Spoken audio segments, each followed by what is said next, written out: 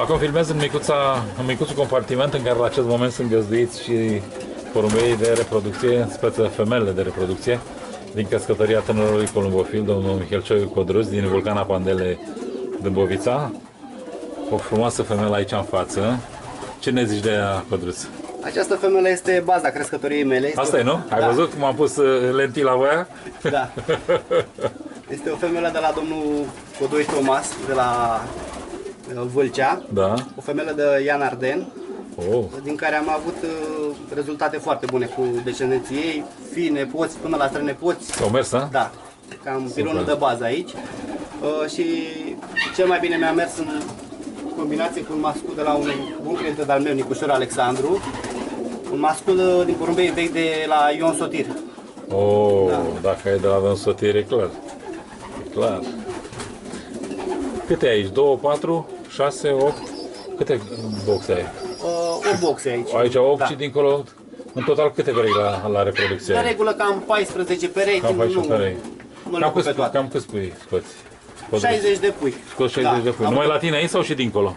Doar aici. Doar aici, nu? Doar aici, da. Aici, ăștia sunt o parte dintre puișori. Ia uite ce frumusețe aici. Aceștia sunt opriți pentru... Ei opri, nu? Da, pentru reproducție. Nu le dai drum afară, nu? Nu. Frumoasă femeia asta. Din ce? Guta aia. Din femela de la Ionița Alin. Da? De la... Da. Pe Olimpic Țărlica, nepoată. Este o nepoată din femela lui Ionița Alin. Frumoasă. Și asta și cea de lângă ea. O, ce țintă aia, o la ochi. Și din porumbei reposatului Glodeanu Anton. Da, am auzit. Deci le intrăși la matcă, nu? Da. Super. Dar trebuie să mai și scoți ceva ca să le faci loc, nu? Cu siguranță, deja avem o listă.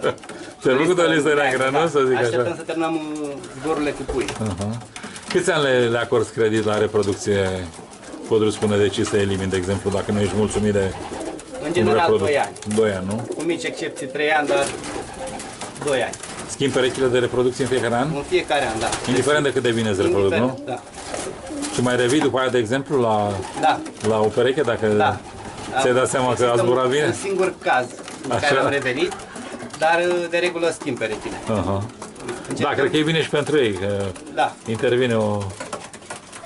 Deja sunt consacvin porumbei, având rezultate cam din aceeași pereche. Da, a trebuit să mergem sânge cumva, nu? Să merg în sânge, încercăm să ne și deschidem, aducem infuzii. Așa. Important e că ai prieteni columbofili buni aici în zonă. Suntem prieteni columbofili care zboară bine. o mare familie columbofilă, la Vulcana Pandele. La voi, la Vulcana Pandele, e nebunie ce e. Mergem și filmăm puțin și masculii? Sigur că da.